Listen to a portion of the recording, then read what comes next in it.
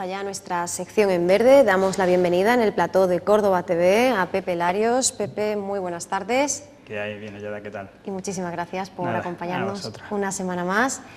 Pepe, hoy hacemos memoria. El 26 de abril de 1986 se producía en la central ucraniana de Chernóbil el mayor accidente ocurrido nunca en una central nuclear. Las pruebas en el reactor número 4, que pretendían verificar el correcto funcionamiento de las turbinas, desataban la catástrofe, el desastre.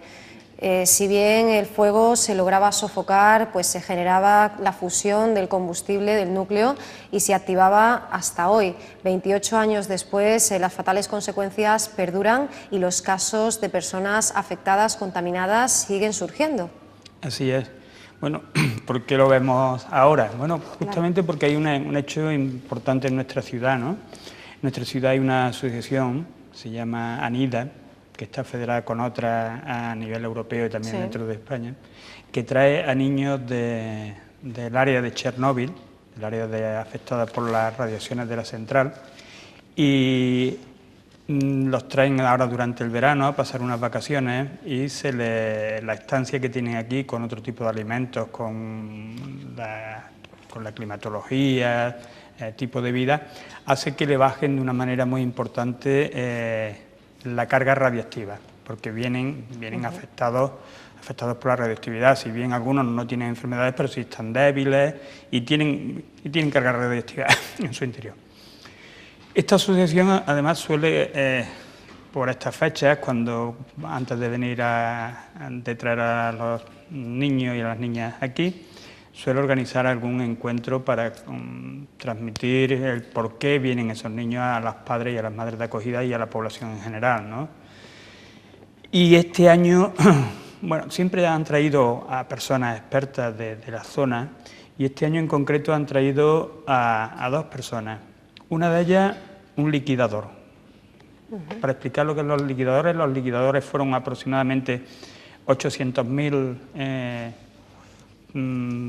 militares y bomberos que intentaron sofocar el fuego y apaciguar las radiaciones. Para ello estuvieron, por ejemplo, el que venía era un piloto de helicóptero, de estos helicópteros de carga, y que estuvo descargando sobre la central arena mezclada con plomo.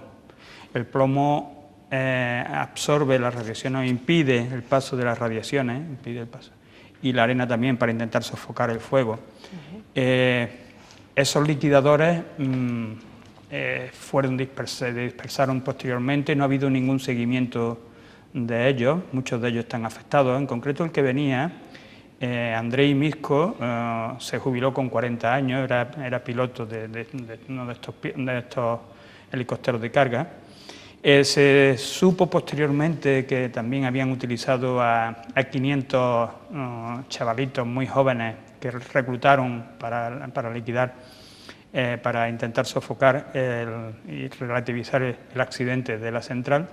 Y todas estas personas están dispersas por toda la antigua Unión Soviética, todos los países de la antigua Unión Soviética. Y tienen dos elementos. Uno, muchos de ellos no pueden demostrar que han sido liquidadores, que están afectados por aquel accidente, están enfermos. Y por tanto, si no pueden demostrarlo, no pueden recibir pensiones de enfermedad. Y la otra cuestión es que se ha hurtado una información valiosísima de cómo afectan las radiaciones a la salud humana. Todos los estudios que tenemos sobre afecciones de las radiaciones provienen básicamente del bombardeo de Hiroshima y Nagasaki, que también ahora en agosto, los primeros días de agosto, será también el aniversario, y también de algunos trabajadores de instalaciones nucleares. Aquí hay una gran cantidad de personas que han estado afectadas directamente por las radiaciones, y ha sido el tratar esto con secreto militar ha sido un hurto también a la ciencia para saber cómo realmente nos pueden afectar, no profundizar más. Ya sabemos muchas cosas y cada informe que se hace acrecienta el problema. Venía también con él Alexei Nesterenko. ¿Quién es Alexei Nesterenko? Bueno, es un científico de los más prestigiosos del mundo sobre estudios de las radiaciones y afección humana y cómo combatirla, en concreto también con niños, ¿no? Es hijo de Nesterenko, otro científico que murió hace también poco tiempo, que fundó el Belrad, el Instituto Bielorruso sobre Radiaciones. Sí. Este hombre estuvo sometido a muchísimas presiones por parte de su gobierno, a intentos de asesinato y inspecciones continuamente cada 3 meses a las instalaciones del Belrad, y los informes ya estaban hechos previamente antes de llegar al Belrad, ¿no? Ya antes de llegar ya el informe decía que había que llevar a juicio a todos estos, a todo el cuerpo científico de este instituto, ¿no?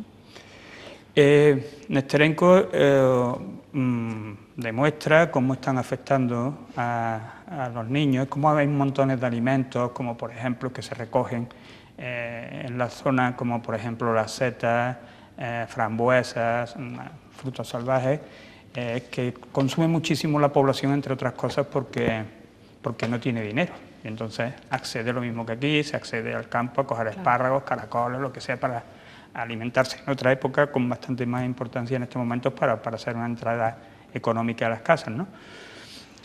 y cómo esto está afectando a toda la población. Además, también ha estado en Japón, en Fukushima, ¿no?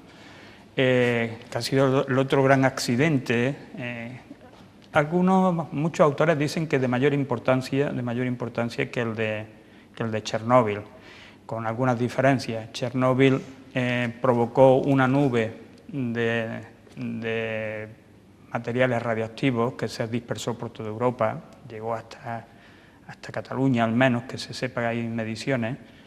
Y en este caso, Fukushima lo que está vertiendo son 3 reactores, los que están sin control, absolutamente fundidos, se llama meltdown en el argot nuclear, y que están vertiendo cantidades ingentes de material radioactivo al mar y por tanto dispersándose en el mar, además también de lo que ha afectado a la zona, ¿no?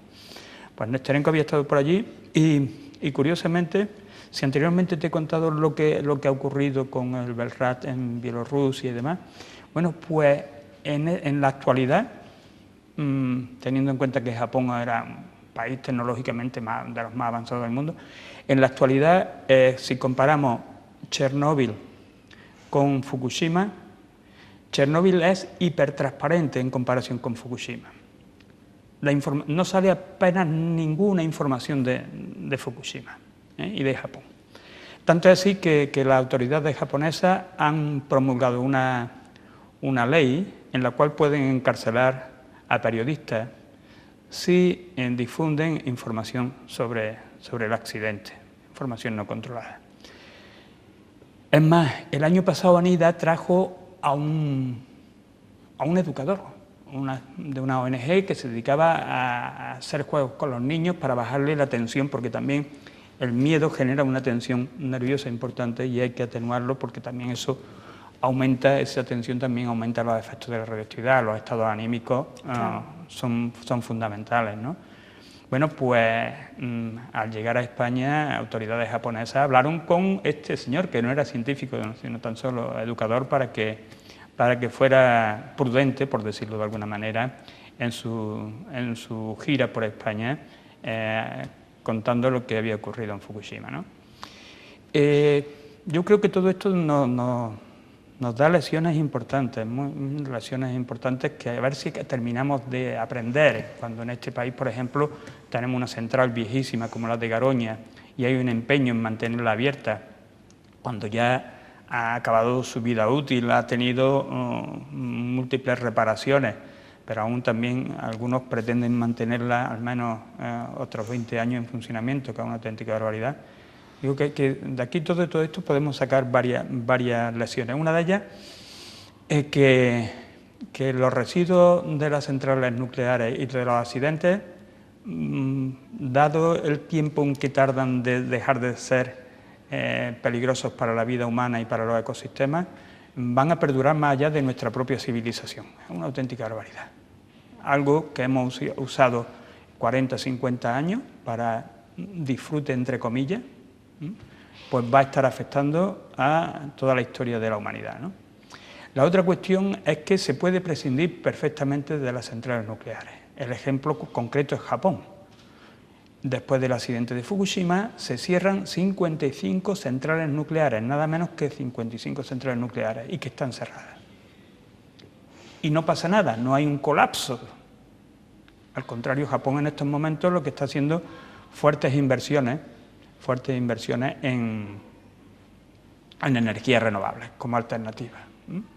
Luego podemos prescindir perfectamente de esa energía. En España, por ejemplo, yéndonos a este caso concreto, solamente tenemos unos 7 reactores, nada más.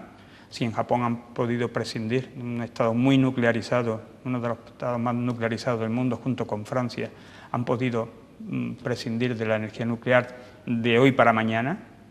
Aquí también se puede prescindir de la energía nuclear de hoy para mañana y no dejar esa carga, esa pesada herencia y además económicamente costosa también para las generaciones futuras, ¿no? Y también para los que estamos aquí, en la medida en que también cualquier accidente mañana puede afectarnos a todos los que estamos ahora aquí, pero sobre todo también para las generaciones futuras. Yo creo que estos son todo lo que ha venido ocurriendo ha ido tirando por la borda los memes, esas repeticiones de afirmaciones que se intentan convertir en verdad a base de repetirlo una y otra vez. Con estos 2 accidentes han quedado claro que no servían para nada. 1, la energía nuclear es necesaria. 2, la energía nuclear es segura. 3, la energía nuclear es barata. Esos 3 memes se han borrado con estos accidentes. Y lo que lamentablemente, si no vamos rápido, por ejemplo, Alemania ya tiene un programa de cierre de centrales nucleares. Sí, lo hemos comentado aquí. Si no vamos rápido hacia una sociedad desnuclearizada, además de que otras también hemos hablado, ¿no?, de una sociedad que también descarbonizada, que abandone también los combustibles fósiles, pero en este caso desnuclearizada, si no vamos rápido, la posibilidad de que tengamos otro accidente, estadísticamente, del tipo de Chernóbil o del tipo de Fukushima, está ahí sobre la mesa. Y en nuestro país estuvimos a punto de tener un accidente similar al de Chernóbil, en concreto Vandellós. La central nuclear de Vandellós es de la misma tecnología que Chernóbil y tuvo un accidente también hace ya unos cuantos años. Y además se volvió a dar otro elemento que suele ocurrir, y es de la forma en que las autoridades encargadas de regular y de controlar se enteran. Se dio la anécdota de que un ciudadano de Tarragona llama por teléfono al gobierno civil y le dice que está saliendo humo de la nuclear. O sea, la sala de control de la central nuclear no avisa a quien tiene que preparar los planes de emergencia, ¿no? Esto es algo también que se suele dar. En el caso de Japón, por ejemplo, es verdad que el accidente ha sido iniciado por el tsunami, pero la empresa TEPCO tenía informes desde hace mucho tiempo y el gobierno de Japón tenía informes desde hace mucho tiempo de que tenía que aumentar las condiciones de seguridad. Para evitar los gastos no se hicieron.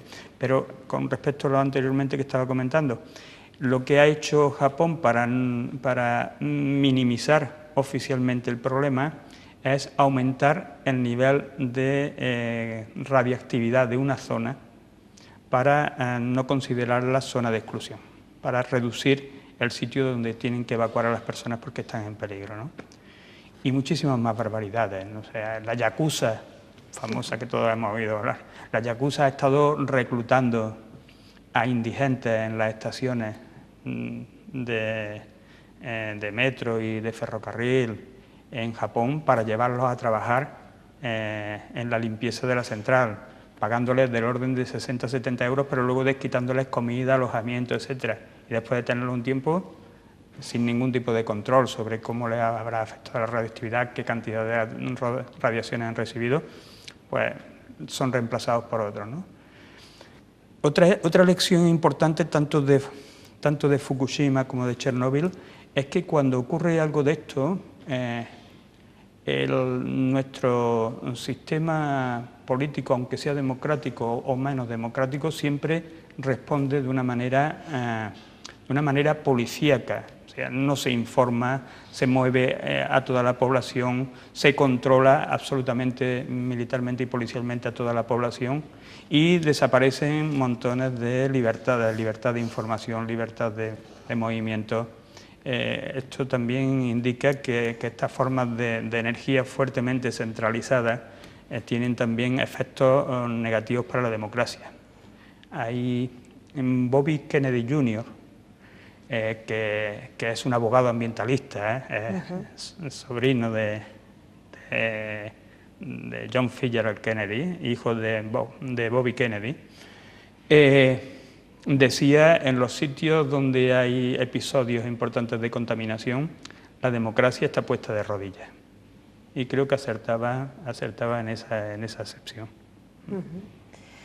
Y bueno, lo cierto es que nos seguimos encontrando con esos mantras, como decías. Es verdad que a raíz de lo sucedido en Fukushima han sido muchos los argumentos derribados, ¿no?, por parte de esa propaganda de la energía nuclear, no solo pues ideas como que esto no puede suceder en un país con un nivel tecnológico elevado, efectivamente así era, sino pues también esa seguridad, ¿no?, y que es imposible el cierre de esos reactores.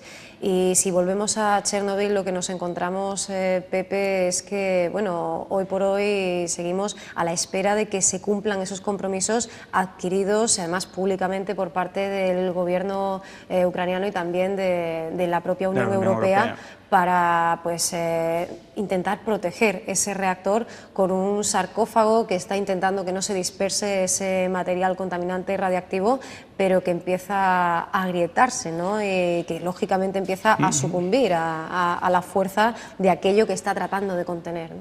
Sí, después de la actuación de los liquidadores, parte de la central se recubrió con hormigón, ese sarcófago, pero ese sarcófago, como tú bien dices, anterior ya está agrietado, tiene bastantes fallas, y volvemos a recordar que en su interior hay un núcleo de un reactor absolutamente descontrolado. Quizás si explicamos un poquito cómo funciona el interior de una central nuclear y cómo se produce energía eléctrica, podemos entender qué es lo que está ocurriendo allí, ¿no? En concreto, lo que podríamos decir que una central nuclear es una bomba atómica controlada, ¿eh? La descomposición de materiales radiactivos en su interior, uranio básicamente enriquecido, produce calor, se produce una reacción en cadena que produce calor. Si esa reacción en cadena es descontrolada, tenemos una bomba atómica, ¿de acuerdo? ¿Qué es lo que se hace en una central nuclear? En una central nuclear es que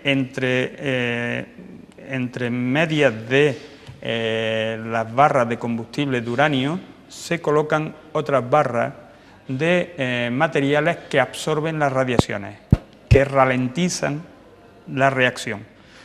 La forma de obtener energía eléctrica es haciendo circular agua en esa zona. Ese agua se calienta, se produce vapor y ese vapor mueve unas turbinas y produce corriente eléctrica. Si yo invalido o no controlo las barras, la potencia del reactor se controla subiendo y bajando las barras de control, o sea, poniéndolas más cantidad de barras entre medio del combustible o menos cantidad, de esa manera subo o bajo la potencia. Lo que está ocurriendo en Chernóbil es que ese mecanismo no existe. Y además también hay otro mecanismo que es de refrigeración del agua que está pasando y está extrayendo calor. Si la refrigeración no existe, si la moderación no existe, el problema que tenemos es que la reacción está totalmente descontrolada y todo ese material se funde y por tanto va a emitir radiaciones hacia el exterior sin absolutamente ningún tipo de control. Bien, pues esto es lo que tenemos en Chernóbil. Para eso se intenta recubrir, para aislar, en la medida de lo posible, aislar de los ecosistemas y de las personas ese núcleo que se está fundiendo totalmente descontrolado. La Unión Europea llegó a un acuerdo porque también nos importa porque de eso también depende la salud de la Unión Europea, los accidentes en un mundo globalizado y más en este caso como son los accidentes nucleares o cualquier accidente tecnológico o biológico que ocurra en estos momentos en un mundo globalizado, tienen la capacidad de afectarnos también globalmente, ¿no? Ya algún filósofo decía que estamos en la sociedad del riesgo global, ¿no? El riesgo global. Entonces la Unión Europea se comprometió a aportar fondos para reforzar y rehacer el sarcófago que evitara durante otro tiempo la fuga de radiaciones. Esos fondos no han llegado y el sarcófago, el nuevo sarcófago se ha comenzado a construir, pero está sin construir. ¿Qué significa? Que por unos determinados fondos económicos, pues no tenemos seguridad de que el reactor de Chernóbil siga afectándonos. Pero ocurre exactamente también en Fukushima. En Fukushima se había dado una alternativa y la alternativa era cercar con hormigón para evitar la fuga hacia el mar, aunque algunos acuíferos va a ser difíciles de controlar. Pues la empresa TEPCO, como eso significaría unos gastos importantes que tendría ya que asumir, también ha impedido, y además era una propuesta inicial también del gobierno japonés, pues ha impedido que esa propuesta salga adelante, ha presionado al gobierno, incluso hizo dimitir al ministro que lo propuso para que eso salga adelante. Y ahora están intentando, en este caso, congelar el agua del entorno, algo que va a ser terriblemente complicado y difícil, pero vemos cómo continuamente los costes económicos se sobreponen a la salud de las personas. Pero curiosamente, cuando nos vendieron esta tecnología públicamente, nos dijeron que esta tecnología era barata y que no tenía problemas. Tanto es así cuando se lanza el programa en Estados Unidos de átomos para la paz, hay que recordar que esta tecnología proviene de la tecnología militar, cuando en Estados Unidos pasan de la tecnología militar a exportarla para la tecnología civil, había anuncios en televisión en Estados Unidos que decía que con las centrales nucleares la energía eléctrica iba a ser tan barata que no haría falta poner contadores en nuestras casas para medirla. Bueno, hemos corrido ya unos cuantos años, no demasiados, pero ya unos cuantos años de experiencia y se ha demostrado que eso es totalmente falso. Y ahora cuando se demuestran los problemas, de nuevo, vuelvo a repetir, se ponen por encima los intereses económicos privados de la salud de las personas. Hay que recordar, por ejemplo, que en nuestro país las centrales nucleares tienen una responsabilidad civil limitada. ¿Qué significa eso? Que si hay un accidente, va a ser el gobierno, no los dueños de las centrales que se están llevando cantidades ingentes de dinero, los que van a tener que responder, va a ser el gobierno con los fondos de todos nosotros y de todas nosotras para hacer frente a la central, al posible accidente, ¿no? Eso es importante también que lo tengamos en cuenta. Y lo enlazo con algo que hemos hablado otros días. Los dueños de las centrales nucleares, que por aquellos de beneficios caídos del cielo, se están llevando miles de millones de euros cada año, del orden casi de 1 millón de euros, más de 1 millón de euros diarios, se están llevando con beneficios extras en nuestro sistema eléctrico, ¿no? Y sin embargo luego no van a responder si tenemos algún problema, ¿no? Seguimos en esa misma casilla, ¿verdad? De hecho, en estos últimos días en España hemos conocido que las grandes fortunas se han recuperado, han vuelto al estadio anterior a la crisis. Habría que ver si incluso han implementado ese poderío, ese poder adquisitivo, y además también se recupera el patrimonio, y nos enteramos de esto casi en paralelo con que vuelven a bajar los sueldos en el primer semestre después del anuncio de la recuperación económica.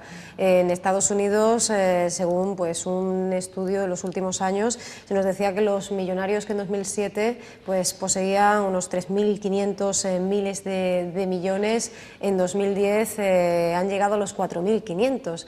¿Cómo es posible que siga existiendo esa creencia en asociar pues, el progreso al crecimiento económico combinado con el consumo, ¿no? Es algo en lo que deriva todo esto, y aquí pues nos acordamos de conceptos como aquella obsolescencia programada de la que hablaba Zygmunt Bauman, ¿no? Esa creación de la necesidad que se confunde con el deseo, ¿no? y que hace que esos dueños de esas centrales estén, pues como decíamos, muy liberados de toda esa responsabilidad. Hablamos en términos económicos, pero también en términos de seguridad, porque como recogía el informe del científico John William Goffman, que es experto en biología celular y molecular, pues solo por cáncer habían fallecido en Europa ya 475.368 personas, vinculando esta enfermedad a la propia radiación, ¿no? Esto nos aterroriza, no solo hablamos de Ucrania, no solo hablamos de la vecina Bielorrusia, sino de Europa, del viejo continente. Sí, sí. Bueno, Goffman, hay que decir que Goffman participó, como muchos de los científicos antinucleares, inicialmente han trabajado en proyectos nucleares, por tanto los conocen bien a fondo. ¿No? Goffman y Tampling, que fueron los que hicieron este informe, provienen del proyecto Manhattan en Estados Unidos de desarrollo del armamento nuclear, por tanto lo conocen a fondo, digo que son disidentes que conocen bien el problema. Y evidentemente, como tú planteabas, el egoísmo de los sectores que nos dirigen, que nos gobiernan realmente, económicamente, y que hay también un seguidismo por parte de los que nos deberían gobernar democráticamente, de los intereses de estos otros que tienen el dinero, nos lleva a unos riesgos inasumibles para toda la población. Sin embargo, los beneficios económicos se los lleva a una minoría. Para el resto nos dejan condiciones peligrosas, riesgos para nuestra salud, para nuestra propia vida, y en caso de problemas también somos nosotras y nosotros, la población en general, los que tenemos que pagar. El dato que tú comentabas anteriormente de cómo se han recuperado la riqueza, hay que decir que a nivel global, por ejemplo, cuando en la crisis del 2008 las grandes fortunas del mundo pierden el 24% de su dinero. Unos años después, y los datos también que comentaba anteriormente, han recuperado todo ese dinero, incluso han crecido su dinero. Lo que se ha hecho con la crisis es hacer un trasvase, al menos financiero. Otra cosa, yo pienso siempre, como el otro día decía Mújica, ¿no? Que con todo el dinero que tienen es imposible que se lo puedan gastar. La única forma de que se entiende de que por qué acumulan tanto dinero es porque acumulan poder. Es controlar al resto de la sociedad, no se entiende de otra manera, porque no tienen capacidad para gastarse tanta cantidad de dinero, ¿no?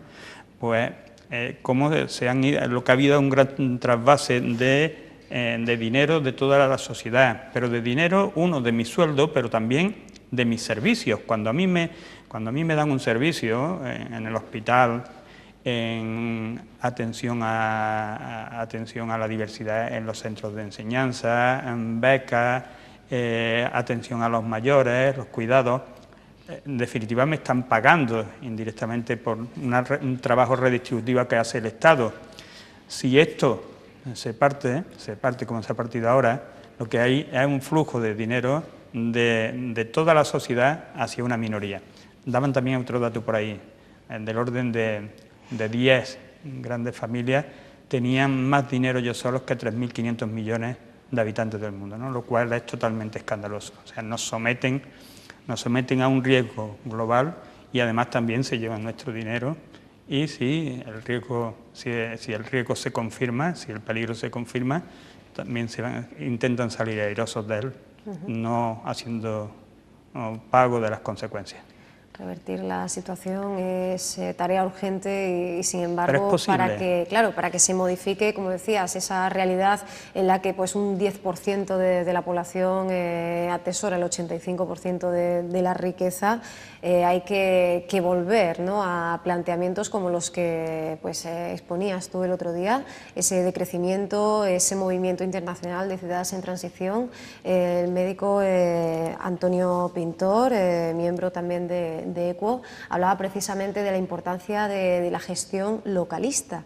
Y aquí habría que integrar también, bueno, iniciativas incluso como la de ANIDA, a la que hacíamos referencia antes, esa asociación constituida en septiembre del año 2000, ¿no? Ese intentar poco a poco construir un mañana diferente, pero al mismo tiempo atender a necesidades tan prioritarias como estas, porque pensemos que esos niños y esas niñas siguen expuestos a las radiaciones y que son decenas de miles de vidas de menores que están en peligro, ¿no? Así es. Por una parte, lo que tú comentas que es fundamental es que podemos crear alternativas, podemos crear modelos alternativos. Edgar Morin, un filósofo francés, decía: todo tiene que cambiar y todo está cambiando. Y yo creo que eso es lo que hay que transmitir esperanza frente a toda esa barbarie. Hay esperanza y hay muchísimos hombres y mujeres trabajando por la esperanza, ¿no? Y en todo caso también, bueno, es una anécdota, pero cuando ocurre el accidente de Chernóbil hay también otro pueblo muy solidario, que es el pueblo cubano. Se lleva a un campamento a Tarará muchísimos niños afectados por el cáncer, con malformaciones, etcétera. Curiosamente, las organizaciones ambientalistas, Greenpeace y algunas otras, pasaron por allí, por ese campamento Tarará, hicieron fotografías que dieron la vuelta al mundo. En aquel momento la relación Cuba-Unión Soviética era muy directa, la respuesta inmediata del gobierno cubano fue impedir el acceso de más periodistas y más fotógrafos a Tarará, que demostraran al mundo cuáles eran, en aquel momento en caliente, cuáles eran las condiciones. Pero volvemos a retomar, es posible construir una alternativa y esa alternativa se está construyendo. ¿Qué tenemos que hacer? Crear lazos entre todos esos sectores que están creando una alternativa que en un mundo en el cual no consumamos tanto, porque es necesario cambiar de móvil permanentemente, porque es necesario tener 25 o 40 camisas o 18 pantalones y vivir trabajando para conseguir eso, pues yo creo que aumentar las relaciones sociales, tener más tiempo para estar con los demás, ¿no? Yo creo que eso es fundamental y que se puede hacer. Y cambiar nuestras relaciones interpersonales, nuestras relaciones de consumo. Buscar la soberanía energética. Ya hemos hablado, en estos momentos yo puedo colocar encima de mi casa paneles solares y soy autónomo, no dependo de nadie, no dependo de ninguna central, no dependo de lo que ocurra en estos momentos en Irak, que va a subir el precio del petróleo por la intervención de ISIS en estos momentos. Y eso va a tener consecuencias en España, por nuestra gran dependencia de los crudos externos, ¿no? Bueno, pues si podemos crear una sociedad donde yo tenga soberanía energética, soberanía alimentaria, autonomía para desarrollar mi economía, viviremos con muchísima más tranquilidad, más pacíficamente y más amablemente con los demás. Y eso es posible construirlo. Yo creo que hay que ir, nos está demostrando en estos momentos de crisis, lo que nos está poniendo bien a las claras, un espejo con el modelo de sociedad que teníamos, cuáles son las consecuencias de ese modelo social y cómo realmente tenemos que ir, ya sabemos lo que no queremos y estamos comenzando a saber qué es lo que queremos. Y se está poniendo en marcha un movimiento que tiene que ser aún más formidable, más amplio, para realmente hacer esa transformación que necesitamos todas y todos. Y en esa actividad que viene evidentemente impulsada por la generación de la conciencia, sigue existiendo el peligro, por un lado, de aquello que comentábamos, ¿no? Esa necesidad de sobrevivir, ese apego a lo inmediato, al cortoplacismo, y por otro el bombardeo permanente. Son muchos los intereses y bueno, ayer mismo uno de nuestros colaboradores, entre una entrevista y otra, hacía alusión a, bueno, pues a esto que generan, ¿no?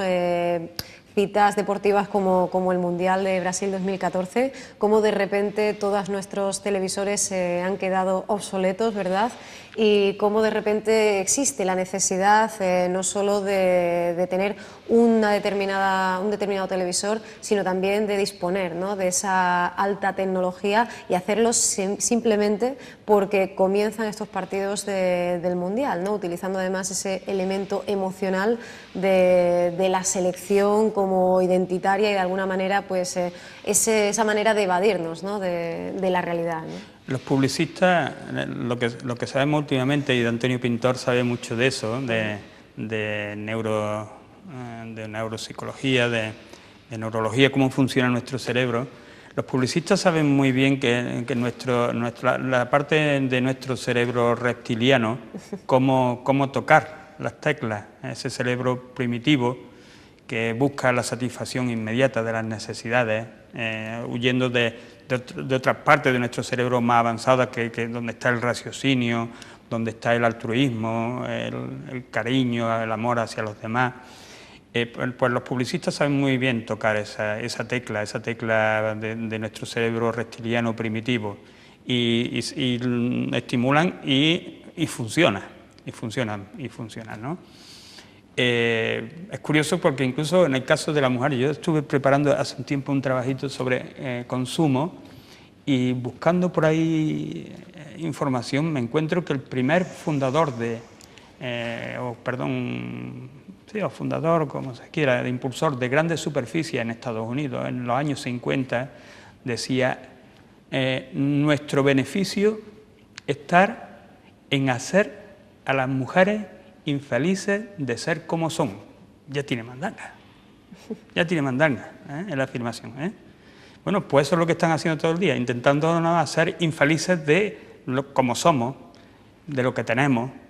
Claro, ese grado de insatisfacción es lo que activa el consumo. Y además, cuando alguien se deprime, la solución es: voy y compro. Luego, cuando llegas a tu casa, a la media hora, a los 10 minutos, aquello que has comprado no funciona para los satisfactores, ha funcionado durante un poquito de tiempo y después se olvida.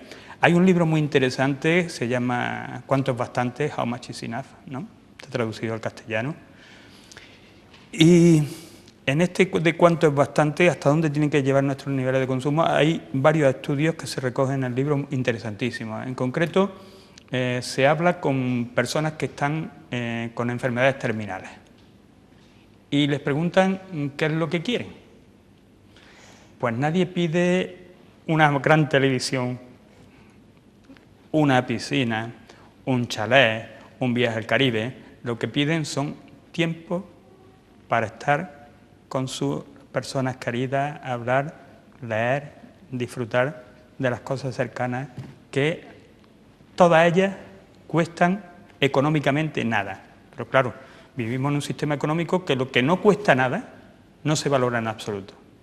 No se valoran los servicios ambientales que nos da la naturaleza, no se valora el mundo de los cuidados, porque nosotros somos una especie dependiente. Somos una especie dependiente cuando nacemos, somos totalmente inútiles, necesitamos de alguien que cuide de nosotros, y cuando vamos también en nuestra última etapa de nuestra vida también.